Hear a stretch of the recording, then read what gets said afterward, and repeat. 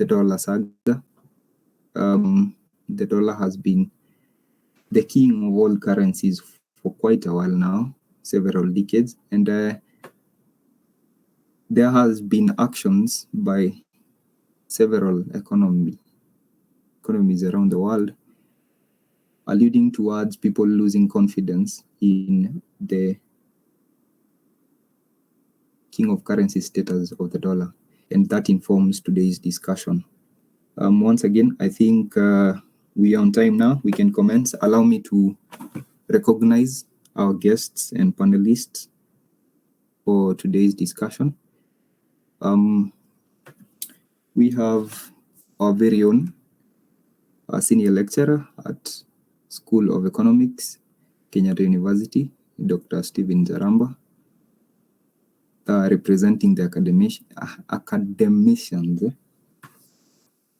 Also, we have George Gitonga. Mr. George Gitonga is a banker by trade. He's also an alumni of Kenyatta University School of Economics. Currently, he is a wealth advisor at KCB Investment Bank. Also, part of our panelist for today's discussion is Mr. Louis Kafira. Louis is one of our senior members, soon to be an alumni of KUESA.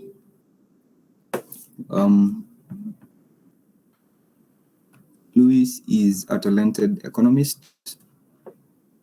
He has a blog. He is a columnist where he keeps us up to toes on matters economics. Now that I have mentioned that, one of the articles that Louis has written in the past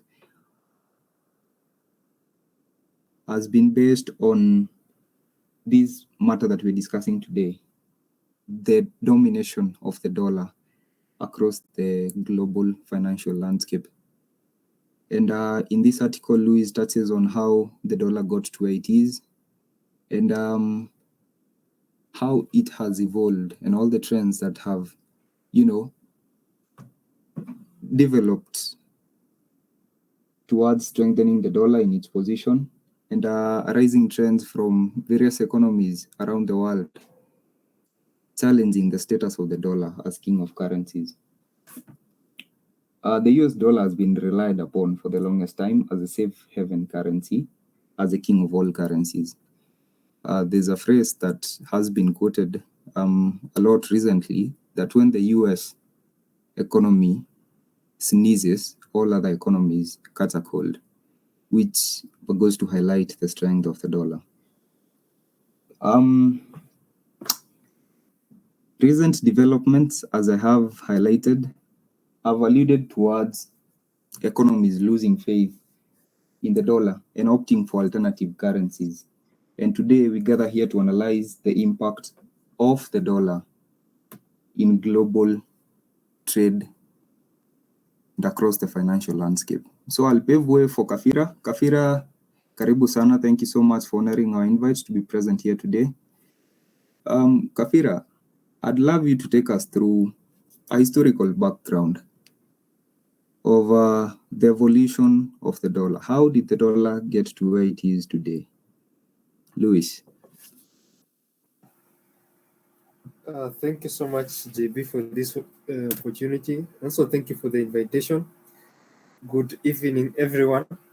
My name is Kafira, and I'm a writer. I'm not really an economist. I'm a writer who leans towards economics. Also do creative fiction and non-fiction writing. So, as you have heard JB said, to give a brief background of how the dollar got to where it is today. So I'm not sure what he says. I'm not too sure what he says, what he means when he says the dollar as the king of currencies. I don't know what he has in mind when he says that, but presently, for the longest time now, since the Bretton Woods Agreement in 1944, the US dollar has been the world's official reserve currency. Well, what that means is that the US dollar can most nations now use the US dollar as a reserve currency. Can become a main currency or used to trade and save. More to that, countries back up their currencies to the dollar. But how did we get there? Okay, most if you get to read widely, or most articles quote the Bretton Woods agreement in 1944. So what happened after the world, towards the end of World War II, many European nations had their economies ravaged by the war. So they came and sat together and decided to restructure the global economy. So what happened is that most the allied nations, there were about 44 allied nations,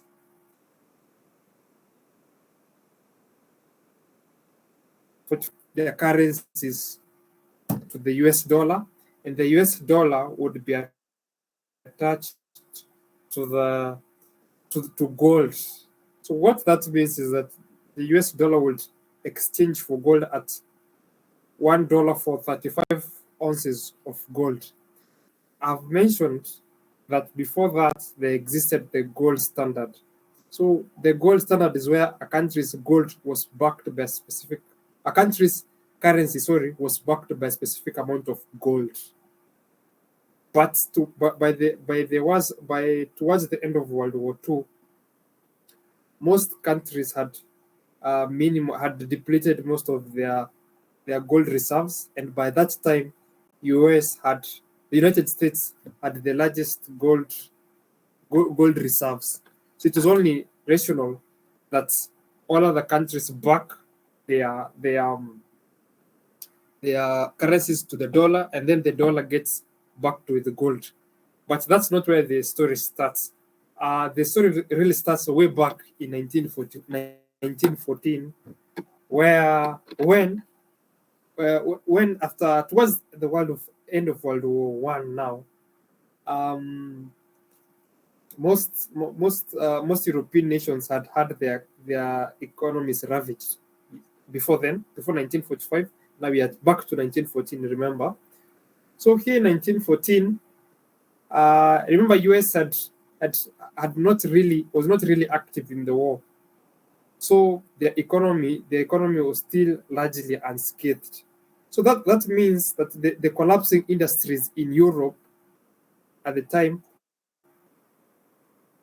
were looking towards the US first for borrowing.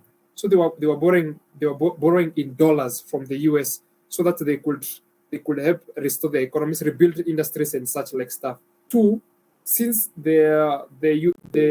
most European nation industries had collapsed,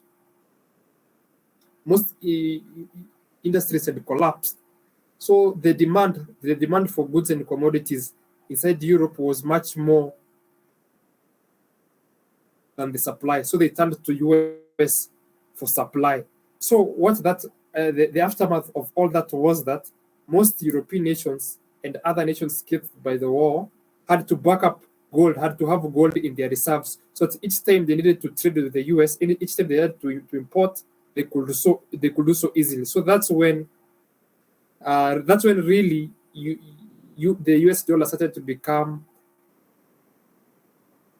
a global currency, a reserve currency. Yeah, I think I've answered JB's question up to that point. Unless anybody has a question or feels that there's a point that I should add, or before I forget, further on to around 1970, when US now, interestingly, had most of its gold reserves depleted. So the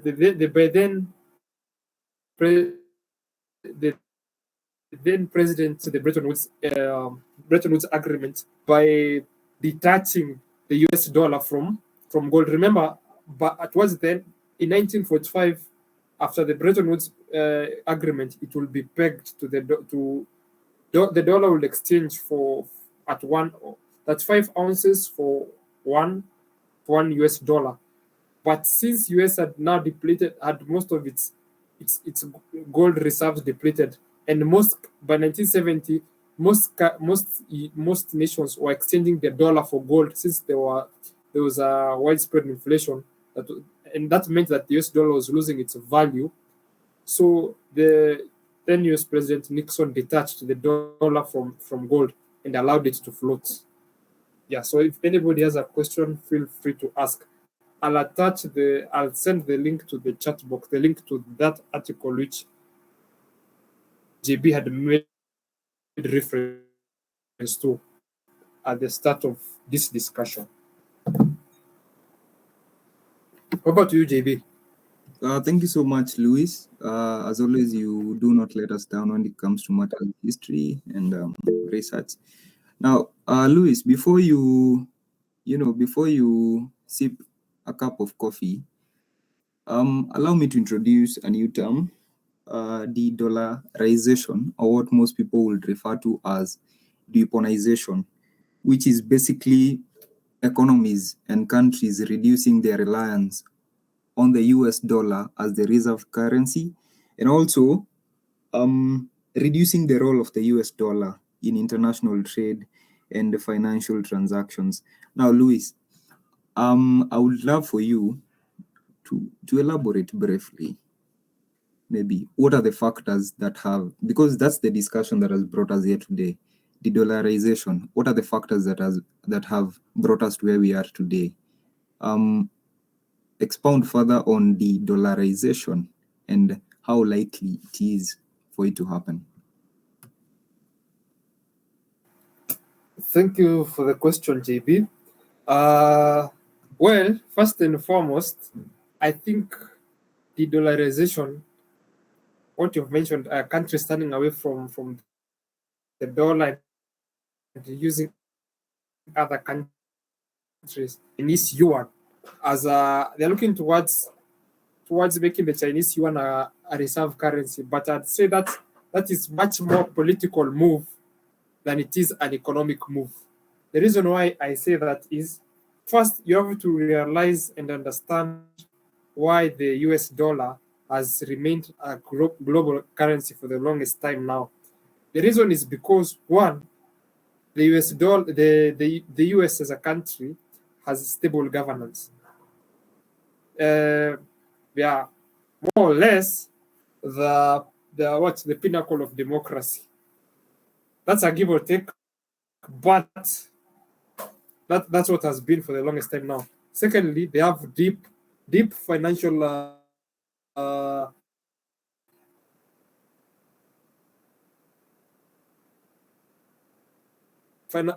everybody wants to have, almost everybody, despite the risks, wants to have stocks in US companies, want to buy bonds issued by the US Treasury.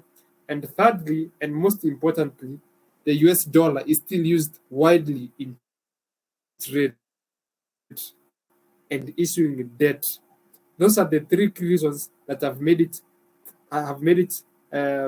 get used as a global currency for that longer time.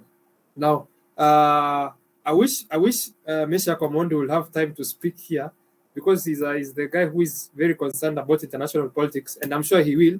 And when he speaks, he will say that he will touch about international politics. You know, for the longest time, the Chinese and the Russians have always wanted to append the economic power that the US holds.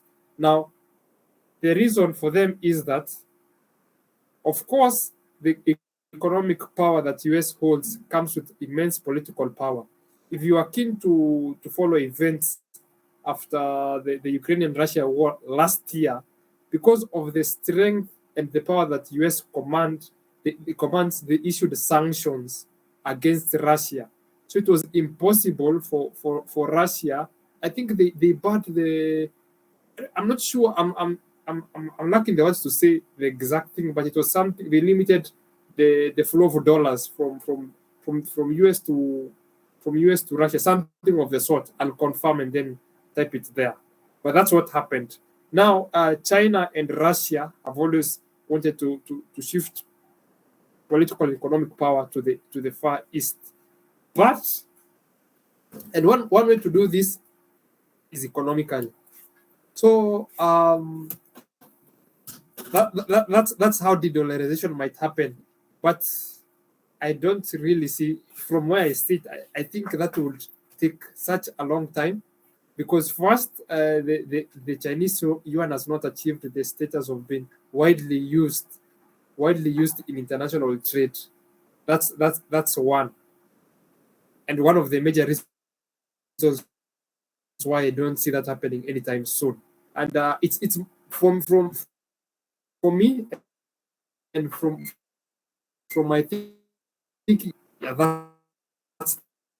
those are my submissions. Thank you so much, Philip. Feel free to ask questions. Over to you, JB. Okay, thanks so much, Luis. I hope I'm audible enough. I have some issues from my end. I don't know if they're from my end alone. Now, I can see a hand up. Francis, do you by any chance have a question for Luis?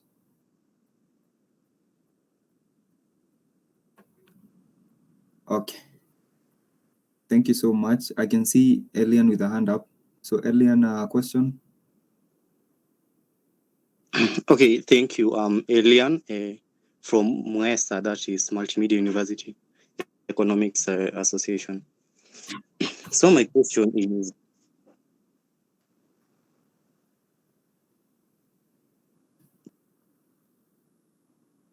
okay, it's not a question, but okay, it's something to do with observation. When you look in the year back, 2022, when there was some sort of inflation that was caused by Russia, apparently Russia and Ukraine war, what we came to realize is that US, a country like US, because of there's some sort of war, there was that rise in price of fuel prices. So there was some sort of inflation, global inflation, impacted by the war. So the Federal Bank of USA, in response to that, it actually raised the interest rates of US, the US dollars. But when you come to think of it in this angle, actually they were kind of selfish in some sort, because when you raise the inflations, they were just trying to correct their economic power by raising inflation. But who are the really culprits who are really suffering and having the impact of these policies that are conducted by the Federal Bank of US? It's the Africans and the other nations that are really depending on this dollar as a medium of exchange in international markets. You can see that after the policy that was put across by the Federal Bank of US, there was this devaluation of local currencies. It is stated that okay, I was reading a certain magazine, it's African business magazine of sorts. It says that like almost all countries in Africa, their currency value was shrinking with a margin of 10 to 20%. You can imagine 10 to 20%. So this is a devaluation of currency that is as a result of the policies that US had put in place. So in one way, US was correcting its economy, but in the other part, it was really these other countries that are depending on the dollar as a medium of exchange. So as much as we are saying that moving away from a dollar, it's not a good idea, but in some way, it's some sort of a good idea. Yeah, in my part, I can say that. That's why you are seeing countries like China, you are seeing Russia. There are countries that are referred to as BRIC. They are made of China, Russia. We have seen recently there is Sudan that has joined the move, like they are moving away from a dollar. And you can see the excellency, Mr. Ruto said that he said that in March 20, was it 2022 that, you know, when a country is purchasing, okay, like when a country is importing goods, they're in form of, okay, they are conducting transactions in form of dollars. So Ruto was saying that he had made a deal with a country, was it Iran, to import the oil and fuel products. And in response to that, he stated that the deal that he made with that country, it was Iran, I think, but they were they were using Kenyan currency in that deal. So he said that he had spent, he had, how will I put it? He saved almost 500 million USD in some sort of exchange. They were not depending on US dollar. So what am I really trying to say? I'm trying to say that, okay, US dollar, as much as we are saying that it's a bad move moving away from US dollar as a medium of exchange, at some sort, it's really a good move, because we cannot just depend on a single currency whose move, either by political or other economic moves by those policies made by the federal bank, can really affect the other countries. So that was my point, I think. Okay, thank you so much, Elian. Thank you for your contributions. Again, Elian is from Multimedia University Economics Students Association. Dr. Zaramba, allow me to shift to you now. We have had, gentlemen, thank you. We will give all of us an opportunity to give our deliberations in today's discussions. Kindly let's be patient.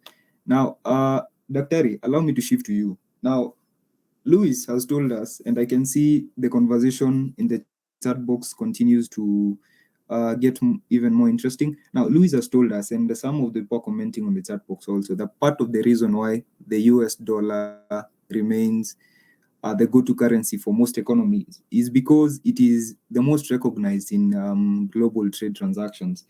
But in December 2022, we have seen Saudi Arabia for the first time open to trading oil supplies in other currencies other than the US dollar.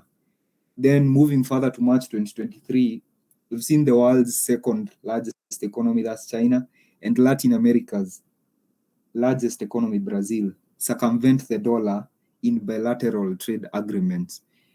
Coming closer to home, Dr. still to you, we've had the president just recently on the 31st of last month, allude towards Africa, the African Union ditching the US dollar for a Pan-African settlement system. So maybe, Dr. Zaramba, my question would be, what would be the implications of such a currency switch?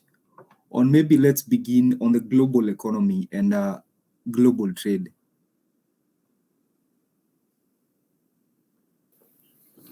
Thank you so much, JB. I hope the question is, I've gotten the question. Maybe I want to say good evening to you all. And I thank you for the opportunity also to participate in the discussion. And before I answer the question directly, I also want to thank Louis for the brief history in terms of what actually gave the dollar the eminent powers that it possesses at the moment. Now, and of course, he's brought to us the fact that initially we had what we were calling the gold period, or the gold exchange period. Then we came to what we are calling the gold-dollar exchange period that was proposed and adopted by the Bretton Woods.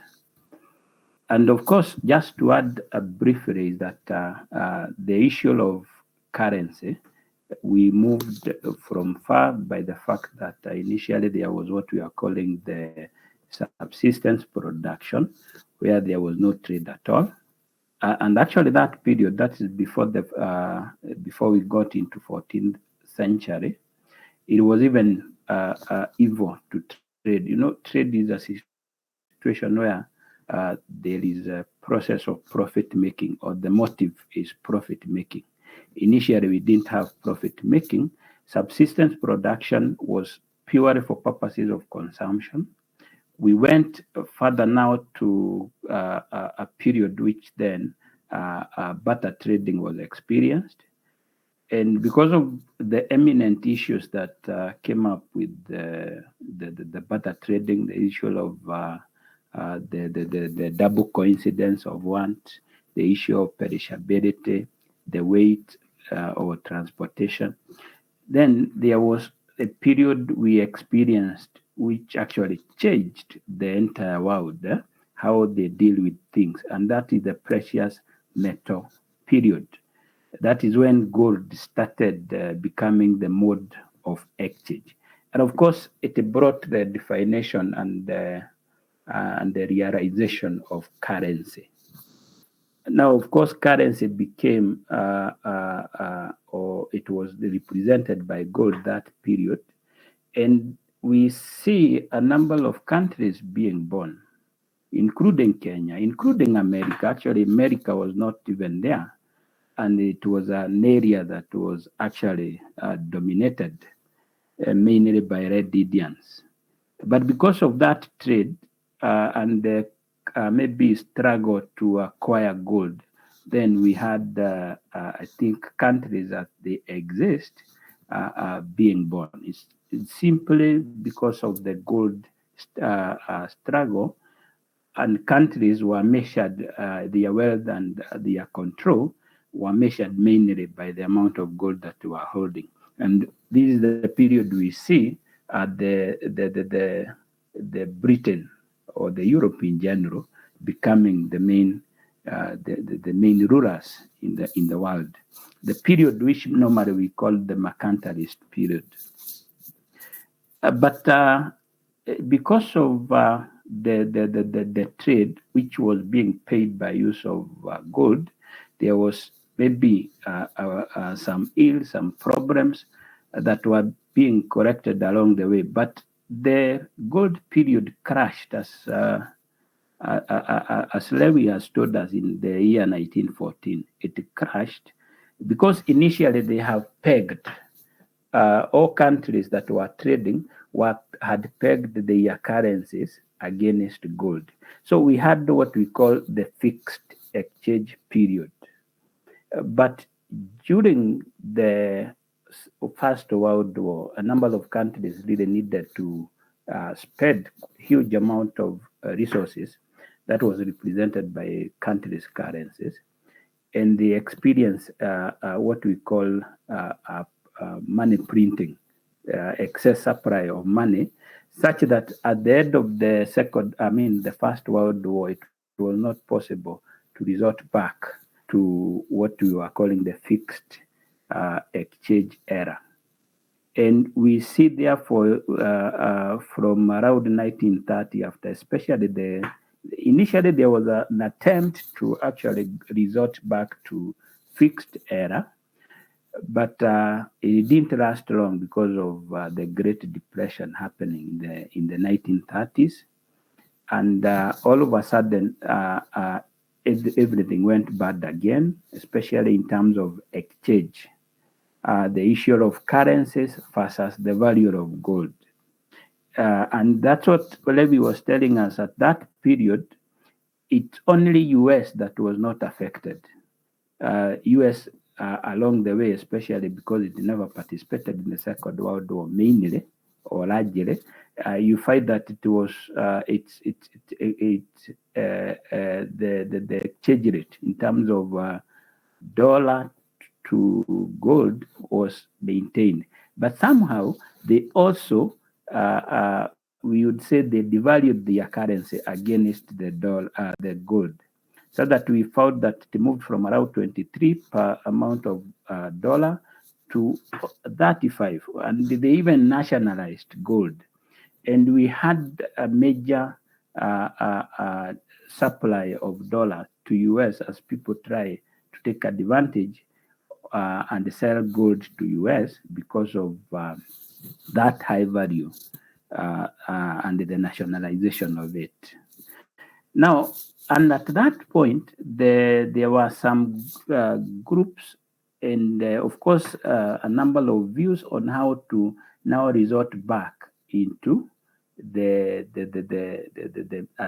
organized system. Initially, it was not even put in law. If you look at the gold standard, there was no rule, there was no law, only that the countries have agreed to fix their currencies against gold. And it is from that point, then currency would exchange to another currency based on the value and a fixed one against gold. Now, the period now, 1944, just prior to 1944, we had a number of economic thoughts on how to resort back and the right rules on how then to manage world trade. And we had one from Britain and another one from US. The Britain was the one that was proposed by the great economist, that was the Maynard Keynes. We had another one that actually carried the day, which actually was proposed by the minister, I think it was Harry White from US. And that's when agreement was made and actually put into law that all the trading countries that were participating in the meeting, the Bretton Woods, they were all to fixed their currency against dollar, and then the dollar was to fix against the gold. That's what was actually agreed upon. So we can say that prior that we had the dollar, the gold being the trading currency. Now from 1944, then we have the world trading currency becoming the dollar. And that's where the dollar has actually become the only world trading currency. Of course, it is with some issues. I don't want to go against some of what issues have been raised by Levy, but I take them as personal maybe view. But I would say actually it is the origin of all the problems that we currently face, because as Levy has actually mentioned, that the US therefore control the world economy. So dollar is the world official reserve currency to date, according to the Bretton Woods Agreement. The Bretton Woods Agreement in the 1944. Now I'm trying now to come back to the question and talk about the question of dollarization. Dollarization, of course, is a situation where I think you can interpret it in different ways. We have dollarization as country adopting dollar, mainly domestically, but in the international scene, dollar is still.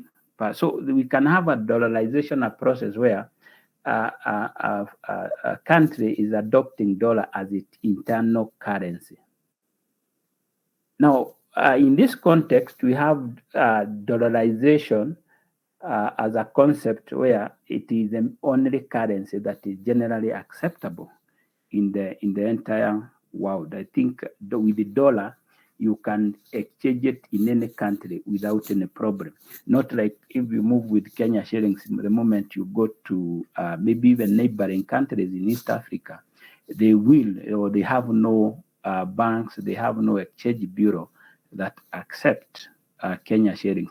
But you find that for dollar, it is generally acceptable, because any country that finds itself with excess dollar, it can always put it back to US, and replacement is done by use of gold. Then again, we had institutions being created. We have the IMF, mainly to manage the economies and the process. We also have the World Bank that later on came, of course, to capture in the Keynesian, the Keynes kind of arrangement, because Keynes initially had arranged, instead of dollarization, as we are putting it, he had actually proposed another currency that will be a world currency that will not be printed by any other country. And then we would have World Bank, initially the one who proposed the World Bank, that only has the right to print and control the supply and manage the currency. But of course, the US proposal carried the day. And it carried the day, of course, that time US had become so powerful. Mainly, if you look at it, is the fact that they had really financed the Second World War, especially in the Britain, where, I mean, not Britain, but Europe, where all debt, all supplies that have been done to Europe after the Second World War, US was demanding that it be paid by use of dollar. And therefore, a number of countries, especially in Europe, whom initially were powerful, found themselves with huge debt owed to US, and which was required to be paid by use of dollar. And therefore, dollar somehow, even without Bretton Woods agreement, was becoming powerful because countries were owing US.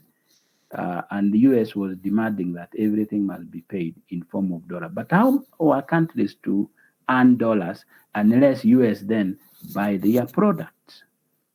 And therefore, because of that issue, you find that even some arrangements still exist up to date in US, I mean in Europe, where even an army controlled by US is still ruling Europe somehow and in a way that you cannot understand.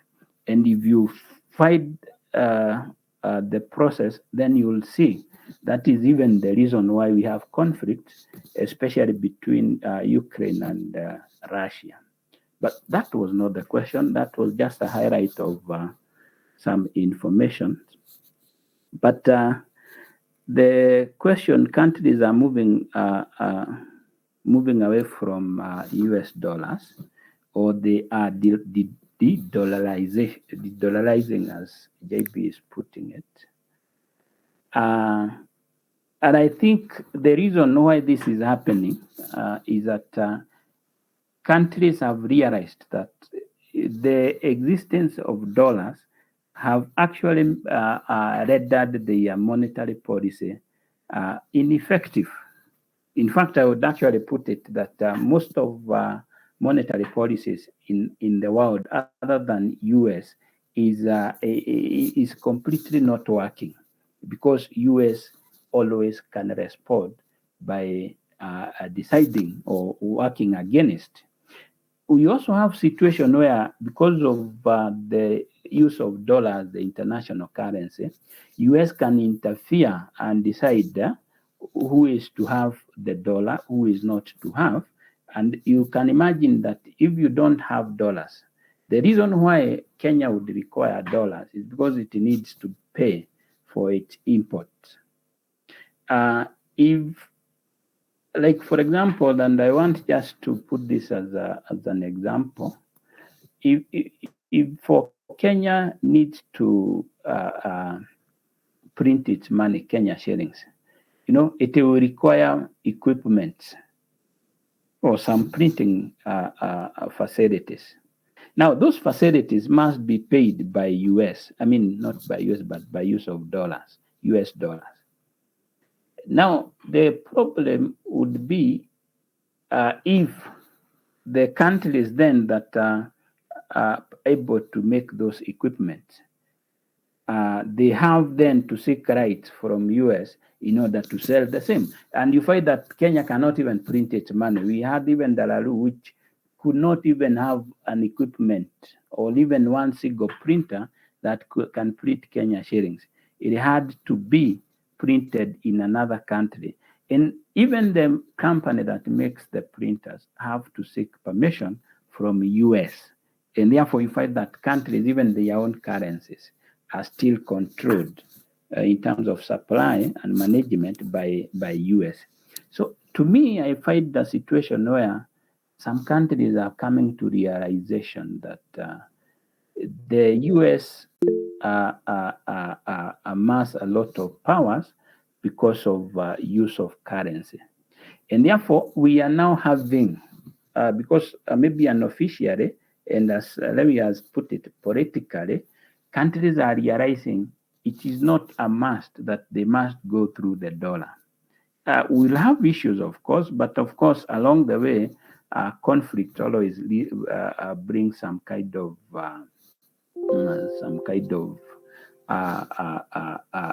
a solution along the way, such that we may have monetary instability along the way. Like for example, if we have BRICS coming up with its own currency, like if it is the China currency, and become a competing currency to dollar, what will happen?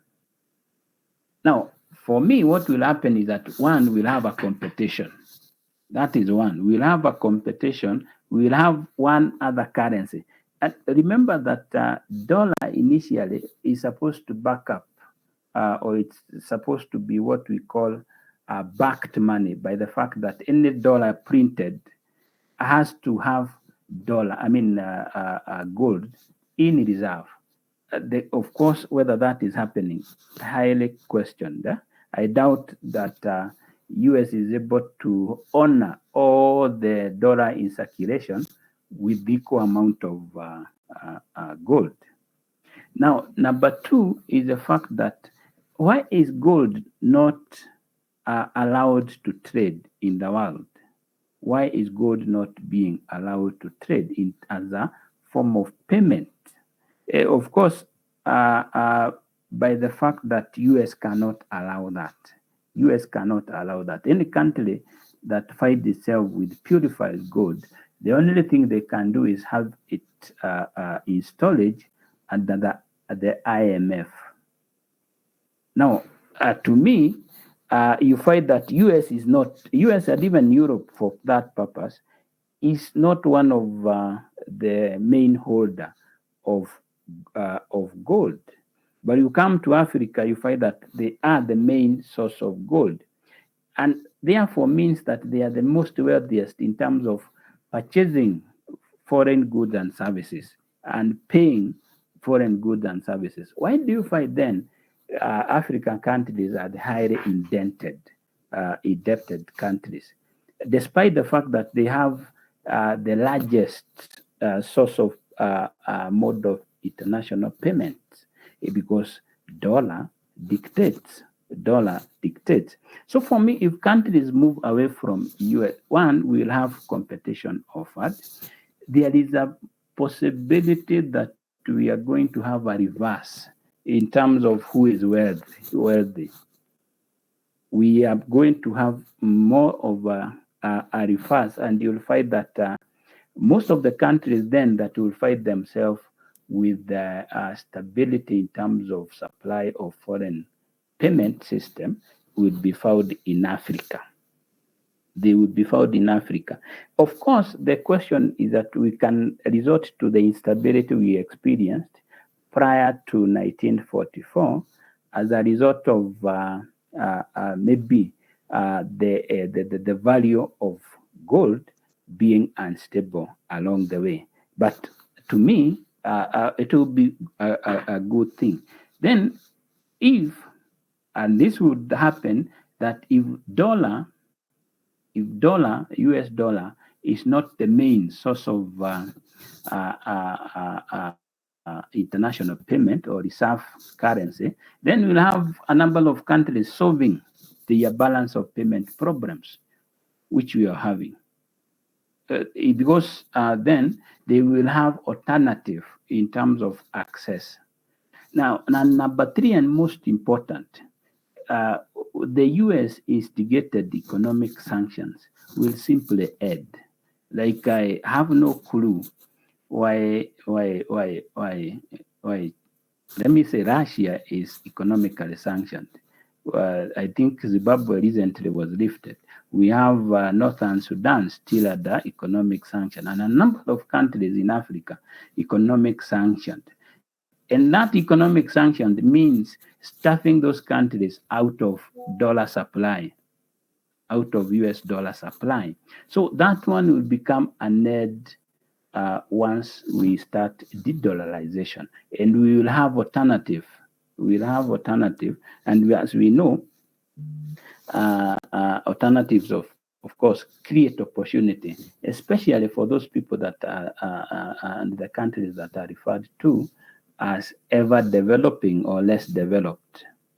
Now, number 4 is that we will then realize that US will start losing the control on world trade.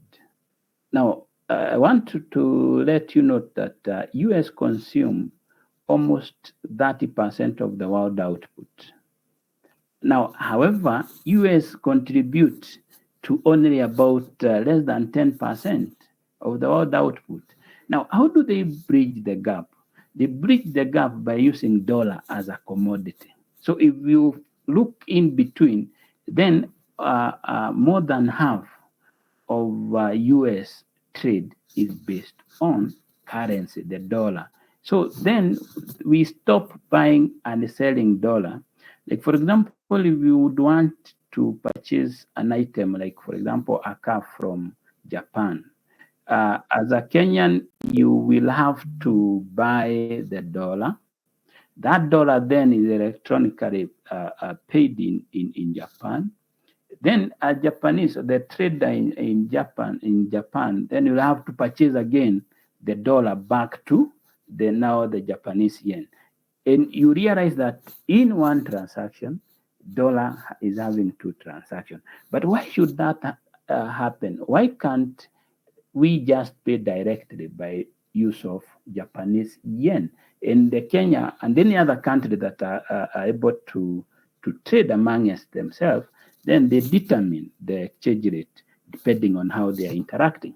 And that now brings to the second question that you put, that the Kenya and the Pan-African countries and the system, the way they are pushing to have a common currency for Africa.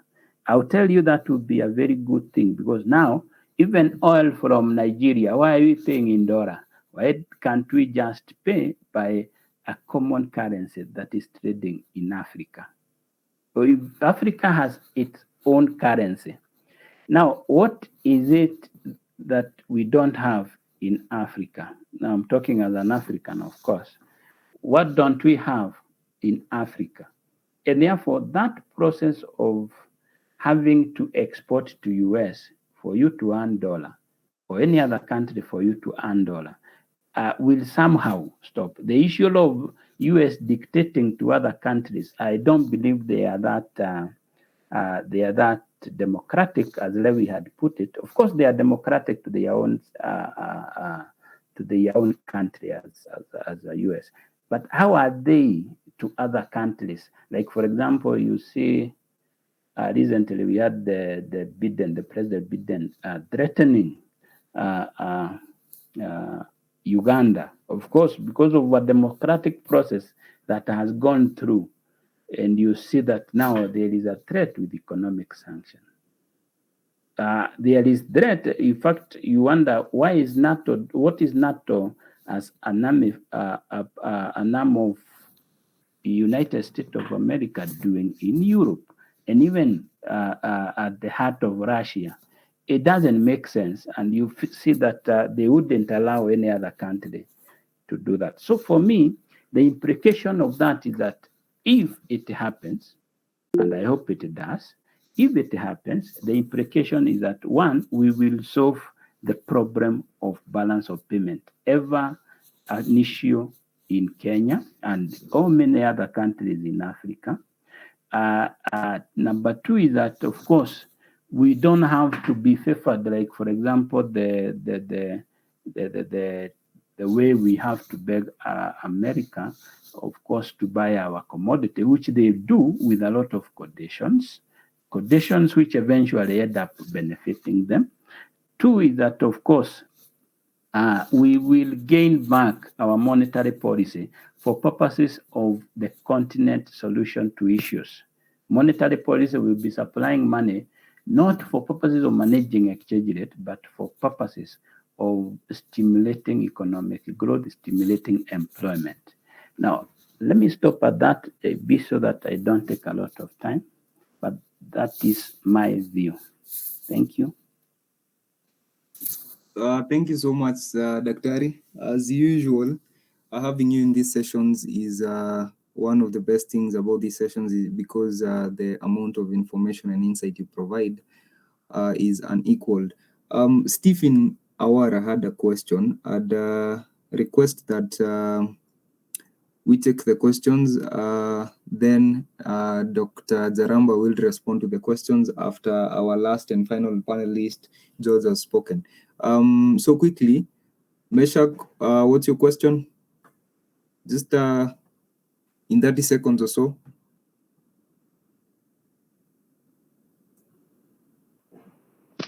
Well, okay. Thank you for giving this opportunity. Well, so I have a question for Daktari.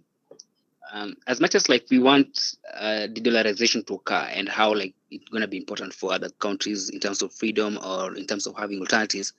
Well, the question I have is that, first of all, do you agree that the fact that the US dollar is being used as a reserve currency, and now it imposes that privilege to the US to be able to control other countries that maybe have humanitarian issues like human rights violations and things like that?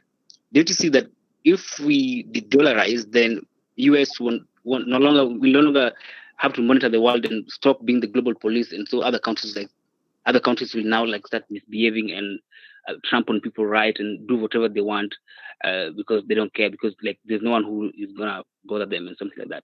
But then secondly, the idea that the US dollar, because many people complain that the idea that the US dollar is being the powerful currency, and US has used it unfairly to other countries to gain their security and to gain whatever they want to gain. When you see the counterfactual, now if we de-dollarize, the counterfactual maybe could be maybe other currencies, or maybe even Russian currency or Chinese yuan or RMB. What is the possibility that we are less likely to have another similar thing, whereby we have another country coming up to rise or to be superior and do the same thing that the US has done? Yes. Thank you so much, Meshak. I hope, Dr. Zaramba, you got that question. I think what Meshak is alluding to is the fact that nature hates a vacuum, and that the moment the US steps aside, then somebody else steps into their shoes. George, karibu sana. Sorry for keeping you waiting this long. Our guest today, George, is a former alumni of Kenyatta University School of Economics, pursuing a degree in Economics and Finance, commonly known as K16. He is a banker by trade, and currently he's a wealth advisor at KCB Investment Bank. George, I'd love for us to walk through familiar territory, matters external debt. Now, data from the CBK indicates that a whopping 69.3% of Kenya's debt is foreign, and also denominated in US dollars. This is an amount that's totaling to roughly 37 billion USD, or 4.673 trillion Kenya shillings. Now, my question to you, George, will be, how would a currency change affect the country's debt obligations at a time when, remember, the shilling is weakening week in, week out against the US dollar? So what would a currency change, how will it affect the debt obligations that we have, especially specifically to the debt that is denominated in USD? Thank you, George. Karibu sana.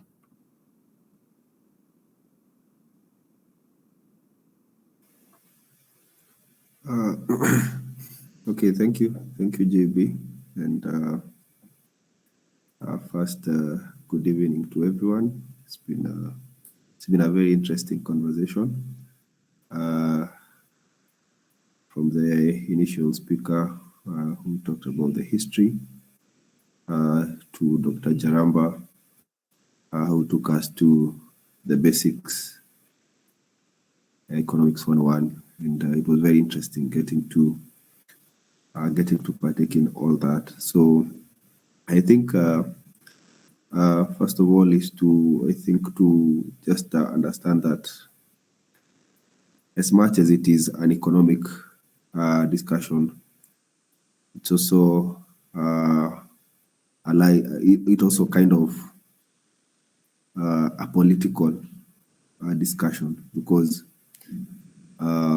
the reason why the US dollar dominates world trade, global business, global trade relations is because, first and foremost, is because the United States is a superpower, and after the fall of the USSR, then there hasn't been any other power that can kind of rival the kind of domination that US has in both its politics and also in global trade. Having said that, to your question in terms of, I would call it a debt burden, because Kenya is an economy. We all know that we are net importers, meaning that we import much more than in terms of value, much more than we export. And that's why we've been hearing a lot of political statements from our honorables, our politicians, our president. Those political statements highlighting that either we are going to maybe import oil in Kenya shilling, which is not the correct position. But at the same time, it's also very important to note that the majority of the Kenyan debt, although of course majority of the Kenyan debt is local, but the debt that is foreign denominated is the debt that usually, most of the time and in history, is the debt that has really handicapped an economy. We've seen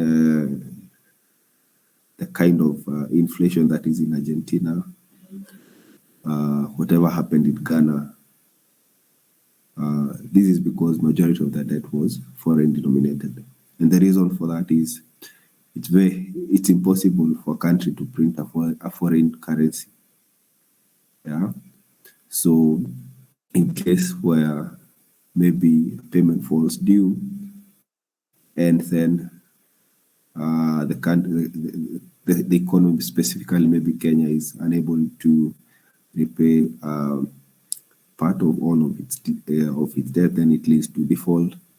When it leads to default, then the people with dollars in the bank, the people who trade in dollars, then it all becomes very difficult to run business in that kind of a scenario. Having said that, the dollarization will really be quite a huge ask, more so being that majority of this debt from the International Monetary Fund, from the World Bank, all these are dollar denominated. We saw the IMF hierarchy here some few weeks back, and that to me was not just a coincidence. Just when our political leaders were saying about all these de-dollarization remarks, and then a few weeks later, the IMF sheriffs come to town. That to me was a very clear picture and a very clear signal that as a country external debt is, of course, majority of these programs are financed by some of these institutions such as USAID. Some of these programs, we call it about maternal health, education, talk about energy in terms of even electricity transmission. Some of these projects, also to areas that are not really developed, are financed by programs, either backed by the US or backed by the two main financiers, that is the World Bank and the International Monetary Fund. So to me, and my view in this matter is very simple and straightforward. We are in an economic situation whereby, as a country, each day and every day that our currency loses ground to the US dollar, our external debt continues to balloon. And for that particular reason is the easiest and the cheapest way to earn revenues in USD is through exports. And some of the countries and the main trading partners where Kenya exports have also been experiencing a very acute dollar shortages. Talk of Pakistan, where the Minister of Agriculture had to go to kind of push for the idea that tea be made a priority in terms of whenever they're importing the commodity from Kenya. So unless for one reason or the other we get that cheap source of USD, then we'll always be at the mercy of the dominant currency, which is the US dollar. So in terms of the dollarization and effect of on the country debt, whether we move away from the dollar, there are those particular concessions that we already made as an economy that will always be settled in the currency that they were initially agreed. And this particular case will be some of these long-term debts from World Bank, from the IMF, and from those programs that are largely supported by the US government, such as USAID, and also other economies in the European Union zone. So, JB, unless you have anything else for me, I'd like to end it there. Thank you so much, George. I think before you take a rest, I'd love to know from your perspective again, George, if today we were to decide to adopt, the president recently suggested that there's a structure that Afrexim Bank has come up with where it will act as a clearing house for all transactions within the continent. Where if, as Kenya, as Daktari put it, we want to purchase oil from Nigeria, then we don't have to go the dollar route. We can simply go through Afrexim Bank, and it will serve as a clearing house. Now, my question, George, would be: if we decided to take that route, are there any specific sectors or industries that will be impacted more by this process of the weaponization of the dollar? And if so, why exactly? Yeah, okay, JB, I think some of these proposals are usually, I would say, very, very attractive on paper. But you see, when the rubber hits the road, if you are trading with an African country, Definitely, like for instance, if let's say for instance we are trading with Pakistan, and they want our tea, and maybe want something from Pakistan, let's say even oil. At the end of the day, the reserves, the USD reserves that the economy has, they have to be used as a medium of exchange. So one way or another, you can find a three-way clearing house such as Afrexim Bank. But what does that do to your other third-party trading partners? Yes, you'll import oil from let's say Angola, and then and also the same way you export the tea, you export coffee to Angola.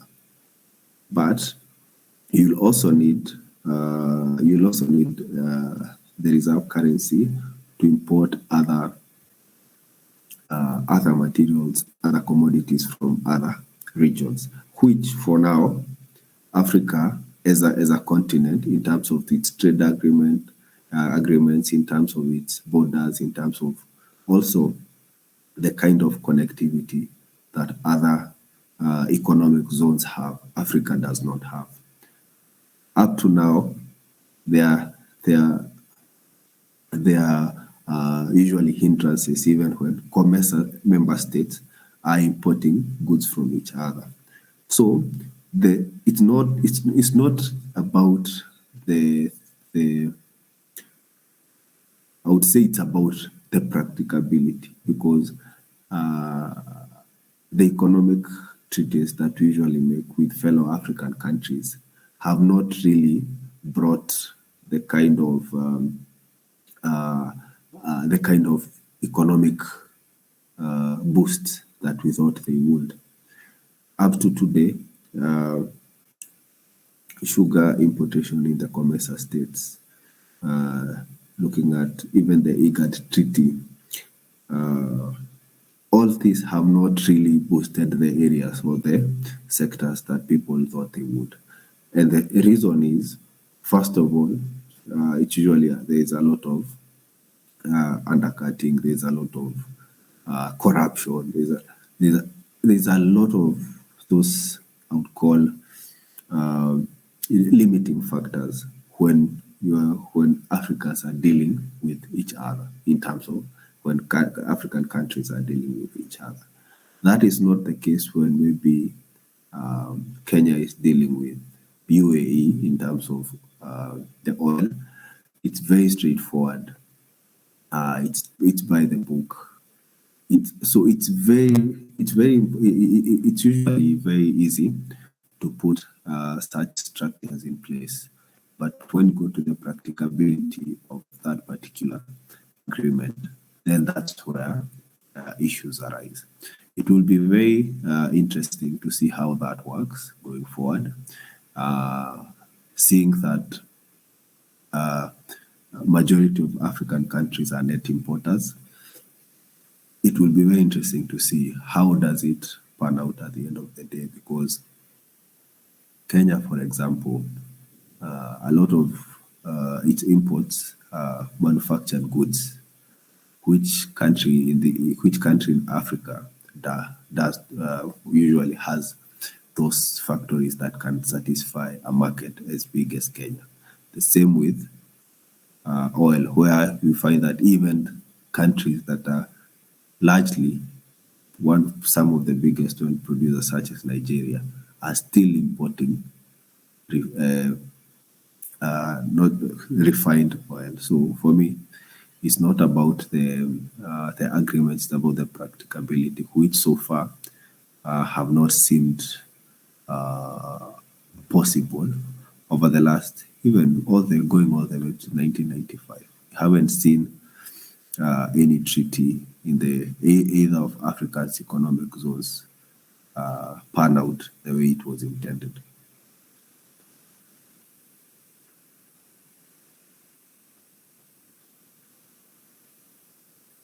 So, JB. Okay, thank you so much, George. Your insight was informative and we appreciate you for that. I think at this point, I want to go back to Daktari. There's a question that was raised by Meshach. I hope you did capture the question well, Daktari. Or would you rather Meshach repeat the question?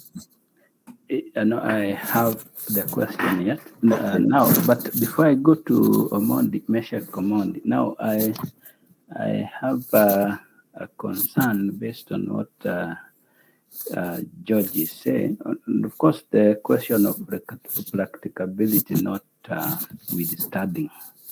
And George, you've really mentioned the case of Nigeria, and that it does not even process its crude oil that it exports, then imports. Now, I'm actually concerned about that. At one point, it was doing it, not even Nigeria alone, even Kenya. Even without producing oil, Kenya would actually import crude oil, process it in Kipefu, in Mombasa, and then have it refined. Now, if it was profitable then, how come it is not profitable now? And especially if so, even countries that are producing. Then I hope you remember and you are able to recall the fact that there are agreements that every country producing oil, including Middle East, must trade by using dollar. In fact, it's called, there is a name attached to it with dollar. An agreement that in the event that any country would go against that, then US would come in. And the question of the fact that the African have not been able, they formed maybe some agreement, some system, trying to promote their trade, because I look at that, the way they trade, and the fact that dollar itself is a backed money in the sense that behind it there is gold. Now, how come even this movement of gold, even within Africa, is not allowed? That if a country finds itself, like for example, I know Kenya export gold. How come that gold cannot actually be processed in Kenya and they have it reserved? Now, number two, the requirement. What would happen if all countries, including non-Africa countries, decide not to have reserves?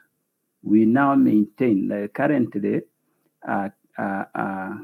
developing countries are required to maintain at least 3 months import payment in reserve, which in Kenya amounts to around 8 billion US dollar. That money has to be there in the year, out in the year. So that now that money becomes what we call idle resources. And we know economically what happens once we have idle resources.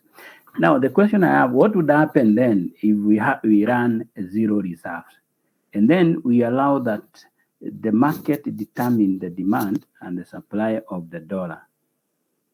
Instead of a situation where even what Kenya could produce and many African countries and developing countries initially could produce are no longer viable for production, including toothpick, tissue papers. George, are you indicating that it is a capacity issue or it is an external instigated issue? That's an issue I have based on your analysis. And then maybe just to come to more the issues. Of course, the question of if US therefore loses power, it creates a vacancy that actually can bring humanitarian issue. It can actually have another country coming in and take control. And of course, the issue of democracy should actually be an issue of each country. I feel that the only reason why I'm sure you will actually say that they are issues, political issue that actually avoid or prevent developing countries from being democratic. But of course, the reason why we go to election, the reason why every year we have to change leaders, is that a process whereby along the way we are able to judge and make a decision. And when we are going for voting, we make the right decision based on the quality of the leadership that we have. Even US itself found itself to that system. Remember again, and I would want to tell that US, even if it is to be said to be democratic, is based on the citizens themselves. They don't have to monitor. They don't have to prefect any other country. And we call that humanitarian, the issue of supply of foreign aid.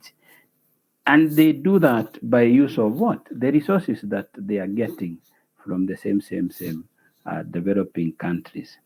So they don't have to monitor others. I think for me, that is an issue. The system has its own way of correcting. Unless that, what we may call disequilibrium, is externally maintained, a system will find itself having an equilibrium. And my concern is that in Africa, we've had several attempts even to have a stable African Union, even a stable Africa countries. But if the history is anything to go about, any leader that did attempt to do that is no longer living. And that tells us that, of course, that issue of external issue, and George has also mentioned that recently, because of the question of de-dollarization, we've had IMF coming in and giving a lot of money, of course, in a way to buy in. I remember even the former president, Uhuru Kenyatta, at one point attempted to have the debt owned by Kenya and converted to euro, and of course paid in euro. And that's when we started having that 8-month this adjustment program by IMF, the fiscal consolidation program that IMF brought in, of course, by the use of the same dollar. And from there, that policy that was being proposed by the president no longer stood. And along the way, I can say you see the hard anywhere where there is a problem.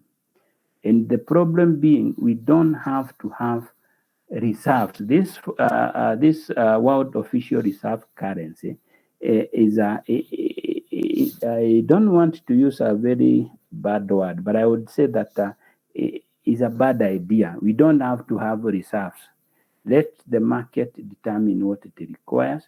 If you don't have money to buy that, if you don't have money to buy a foreign item, and it is that important, then the market will find its own way of acquiring that. In my own view, the issue of reserves needs to be stopped. And if that happens, I want to say that we will not even have public debt. And I will say, without much of fear, the fact that domestic debt is not a debt, it is a stabilization policy. But foreign debt is a debt because you must earn that. Remember, like for Kenya, if it finds itself, like for example, it has almost 5 trillion owned to domestic market. If there is a scarcity of that currency, remember, to government, the Kenya note or Kenya shillings are just what we call an IOU paper. It's something that it can always increase in supply, reduce in supply, and that's why we find that a country like US, which has about 200% of public debt, it doesn't consider it as a debt. It's a stabilization policy because what it owes the public, it is what it can actually print.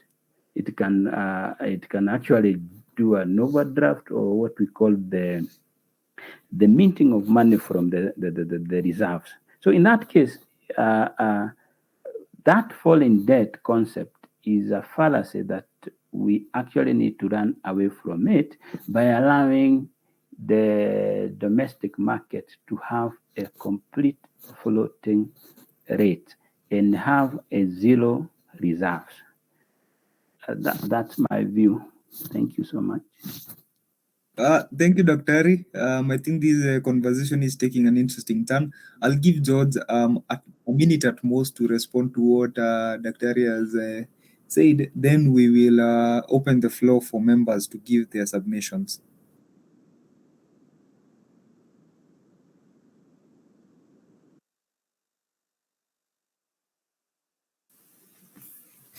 Thank you, JB, and also thank you, Dr. Harry. Okay, it was a very interesting point. Also in regards to domestic debt, not really being a debt. I think that's also a very interesting perspective. Haven't thought of it as such. And for me, what I would really like to point out in regards to inefficiencies that have plagued more or less the developing countries in terms of, and specifically what we're talking about being oil, and previously even Kenya being able to have its own refinery, and the same idea and the same concept dying off. And we've seen the same with Nigeria, and I would more or less attribute this to what I call the OPEC cartel.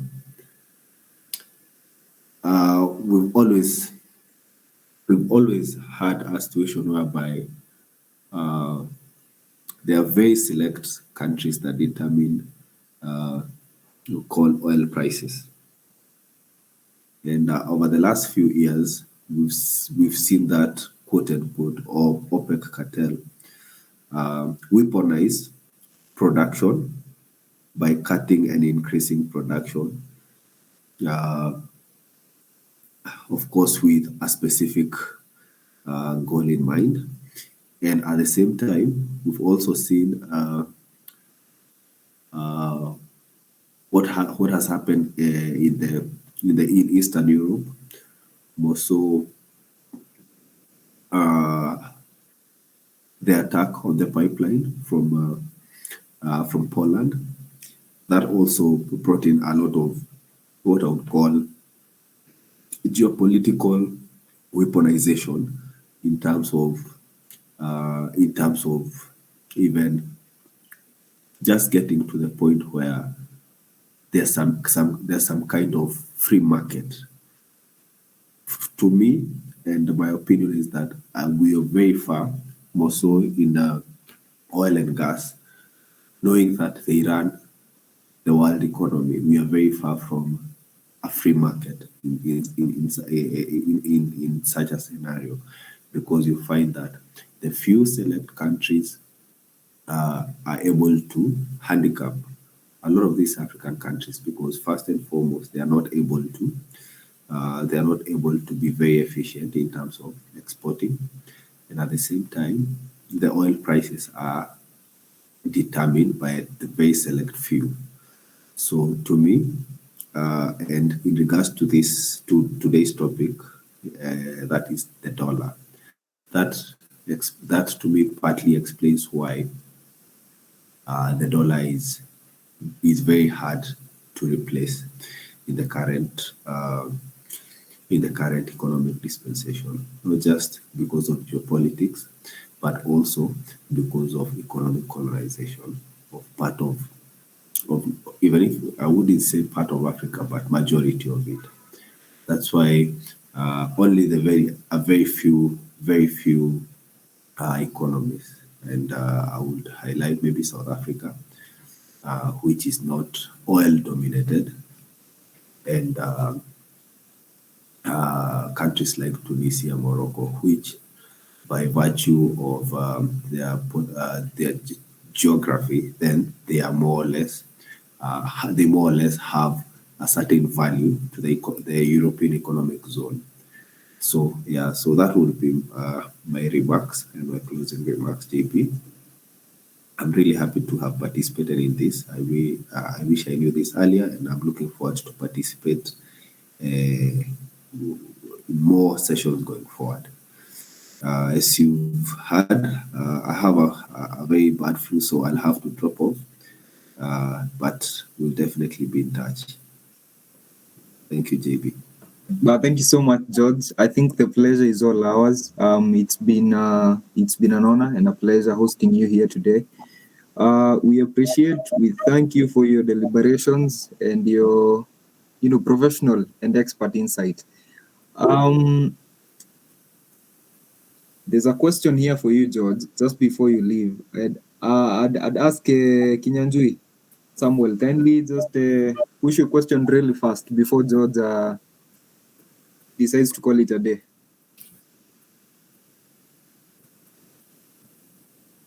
Okay, thank you very much, JB, and thank you very much to our facilitator, Dr. Jaramba and George. Thank you for the opportunity to ask the question. Now, my question is, as I was going through the history of currency and learning about the way we found ourselves here, I came across the interesting story or the period of 2007-2008 financial crisis, and basically how the Fed or the U.S. Central Bank came up with a strategy that was called quantitative easing, where they would print money and try to push in and inject cash or money into the economy. Now, my question is to maybe Dr. Jaramba and George. How do you view the policy, and what has been its effect to the global economy for the time it has been used? And so maybe for those who, I think from my understanding, quantitative easing, what it means is by the Fed cutting interest rates and also giving money to the stressed financial institutions during the period. Yeah, so I'd really appreciate your response. Thank you very much, JB, for the chance. Thank you so much, Samuel. George, as you depart, one word for, or rather, comment for Samuel. Thank you, JB. Mine will be a very straightforward response. I know Daktari will give us more meat and more context to it, but I would say there's usually an inverse relationship between the yield of bonds and other financial assets and their prices. So what exactly happens if I would respond with a perspective of maybe when the government is trying to prevent what we call, say, negative returns. At some point in some countries, you even pay the bank to keep your money because that they are giving you a negative interest rate. So, and that is what I think you used to call it a liquidity trap, if I'm not wrong, where people prefer to hold cash rather than get very low returns. So what the government does through the monetary authority, it goes out there and kind of stimulates. And by stimulating, it's just where it just goes and purchases, of course, a set number or set amounts of the bonds and other financial assets in order to now, stimulate the economic activity. So, like Samuel said, it was famously used during after the financial crisis of the between 07 and 08, where and to either remedy or mitigate a recession. So, okay, my view as an individual is I don't view it as a very effective policy in terms of controlling the harmful effects of a recession, because one, it has various, like I would call, various after effects, and also very big risks. It may lead to, in the longer term, it may lead to higher inflation. Yeah, and also in an economy where banks, you see, the monetary authority, the most important thing the monetary authority needs from the public is trust. Trust, and also the monetary authority is, if the monetary authority is not respected, then the whole financial system is kind of not strong enough. So for me, if banks are reluctant to lend, and also at some point also, you'll find that borrowers are very unwilling to borrow at certain rates, then quantitative easing won't really help. Yeah. And this artificially increasing prices of assets, or financial assets, also at some point is not good for the economy. As Dr. said, at the end of the day, you want the market finding a value for a commodity, for an asset, through a free market process. So this usually, to me, doesn't. Yes, at some point in mild situations, then it helps, but in very extreme conditions, then quantitative easing for me wouldn't be something that I would go for. Okay, thank you so much, George. It's been a pleasure hosting you this evening, and thank you for joining us. Now, before I take any other question, the final question, allow me to also read some of the comments coming in from the team that's giving their submission in the chat box. Benson, president of Multimedia University Economic Students Association, says abandoning the use of the US dollar as the primary currency would have a significant impact on the Kenyan economy, both positively and negatively. On one hand, it results in increased volatility in the value of the Kenyan shilling, as well as inflation, making businesses difficult for them to plan and budget. On the other hand, it will increase stability and reliability in the foreign exchange market and improve affordability of goods and services. He says further, such an event will have a severe effect on the US dollar. A potential distraction on the US economy would likely result in a severe decline in demand for the dollar, thus causing it to depreciate in value. As confidence in the economy and the dollar stability weakens in the economy, international investors would be less likely to purchase it, causing further depreciation. Thank you so much, Benson, for your remarks. We appreciate you.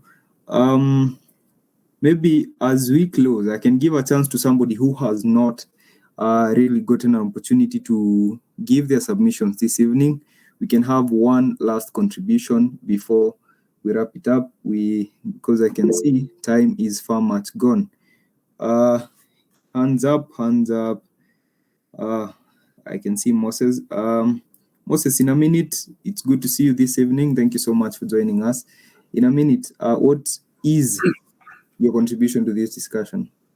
Thank you very much, Mr. Chairman. I want to really appreciate this particular occasion today. I think this is one that has been very educative, especially on my end as well. And I must say thank you to the people who have come here, George, our Dr. Jaramba, and also Levi for actually making the submission in a way that is much understandable. So on my side, all I would want to say is that I really agree with the inputs from the various speakers. And I really think that actually Africa having its maybe own currency or stuff like that probably could be the only thing that is much more beneficial to us, because even the rise of the BRICS itself, just like somebody mentioned earlier on, the BRICS are really not in any way trying to fight so that Africans get to benefit, but they're also just trying to do away with the hegemony that the US has been having so that they also rise above. And probably the implications will be the same. So probably having something that is our own is the only way. But the question will be, the United States of America has really invested in the global market. They've invested in intelligence, and every day they have everything. It's like they've ensured everything, so that in any case you try to go against the rules, they always have you by the neck. So it will really have great implications if we really try to go away from it. But maybe it is the only way. Only the question will be, are Africans ready, and can it really happen? Because the implications are very dire. And the US dollar itself has been there for quite a long time, and we're trying to run away from it at the moment is going to cost us quite a lot. Because if you look at all that the Americans have done in all the countries around Africa and even beyond Africa, they've really ensured that they have absolute and total control over the economy. So it's going to be very difficult for us. Asante sana, Moses. I think Francis has been raising his hand throughout the session. Francis, in a brief 1 minute, what are your submissions this evening? Good evening. Thank you everyone for tuning in. So mine is just a prediction, or rather my view from where I sit.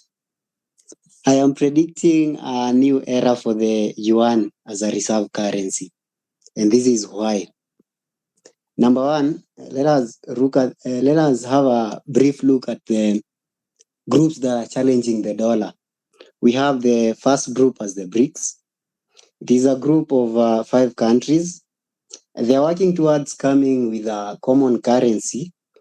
They have already developed a bank that is called New Development Bank, and we've seen more than 19 countries showing interest to join the mood. We have some countries in Africa, such as Egypt, Nigeria, and Senegal. We have also other countries from America and West Asia that are really pushing to join the BRICS. We have countries like Saudi Arabia and UAE that have already made formal requests to join the BRICS. Early next month, the BRICS is planning to have a meeting in South Africa. They want to come up with a formal document that will act as a legal document for expansion. However, we have some few challenges that the BRICS is more likely to face. One of the challenges is Vladimir Putin, the president of Russia, has been issued with an arrest warrant. And in the BRICS group, we have Russia as the main group. Russia and China are the main groups. Again, the challenge that BRICS is likely to face is the war in Ukraine. Let us look at the second group challenging Thank you so much, Francis. Allow me to cut you short. Francis, thank you so much. Allow me to cut you short in the interest of time. I think your deliberations are home. Team, it's been quite a journey this evening. This conversation has been rather interesting, and I'm disappointed that we cannot, continue. We've we are way beyond time, and I would respectfully ask that we close today's discussion at that point. But before I do, allow me to recognize the team that has made this event a massive success. With me here is my vice chairperson, Vincent, who's responsible for this members meeting. Vincent, thank you so much. We have in our midst our DCFO rather, Deputy Chief Finance Officer, Mr. Lenny Mutembei. We have our Director of Operations also present here, Lucy Odeko, and the rest of the team in absentia. Now, team, I hear you, Shadrach. We're working on having these discussions as frequently as possible. I'm amazed. I'm also, learning a lot from these deliberations, and I'm sure it is the same for all of us. Dr. Zaramba, thank you so much for honoring our invite once. I know over and over again we've reached out to you to come be a facilitator in these discussions, and you've honored our invite. Thank you so much. We're looking to see in the next discussion. For the audience and the participants today, mine is an appreciation for your patience. Thank you for bearing with us even when we've gone beyond the time that we had promised. Otherwise, ladies and gentlemen, I want to wish you all a good night. And Mr.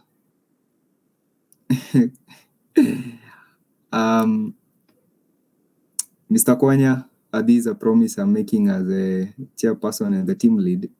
In the next discussions, we will have you as one of our facilitators in the next discussion. At this moment, sorry. I get you. I didn't have something to say, but just one thing. Dr. has raised something that is quite interesting, even though I joined late, and maybe we should have a look at it before the next discussion. Whether having a reserve is necessary. I think that's something that maybe should be backed up with the well drafted analysis, because for some reason or another I don't find it adding up, but maybe at least if we do some macroeconomic and microeconomic analysis on foreign exchange volatility, all kind of economic segments in foreign exchange, maybe we can have a discussion on that as well, because in Kenya, I don't think it can really work if you don't have a foreign exchange reserve. Thank you. That's one thing that I wanted to raise. Maybe for the next discussion, if I may not, if I join late or if I join in time, I think we should look at that. Thank you. Okay, thank you so much, Kwanya. I think at this point, given the precedent that Kwanya said, it is only fair that I give Isaiah Omondi an opportunity to speak, since he's been in the discussion through and through. Omondi, in 30 seconds, what are your submissions? Thank you so much, Chair. I think there is a lot of echo. So I wanted to say this in a brief, that is in 20 seconds if I take long. Just wanted to say the discussion has been well. My submission is that Africans or developing economies, we just need to solve our internal issues that make us so susceptible or vulnerable to global economic changes or any change in global space. Our problems majorly are internal, and if we solve our internal problems, we are likely to be more stable and have a bargaining power in terms of even these dollar things. We're just shifting our helplessness from one place to another place. That is what I see. But we need to solve our issues in corruption, in politics, and in all those things so that we can have a bargaining power in the global space. Thank you. Thank you so much, Isaiah Kwanya. Moses, I hear you. You're working on having come. Join us sometime. Trust me, it's a conversation that we've had with him, and hopefully it is a dream that will come true. Ladies and gentlemen, allow me to call it a night. It's been a pleasure being your host. My name is JB Washira, team lead KUESA, and thank you so much for honoring our invite this evening. At this point, all I'd like to say is you are free to leave at your own pleasure. Thank you so much.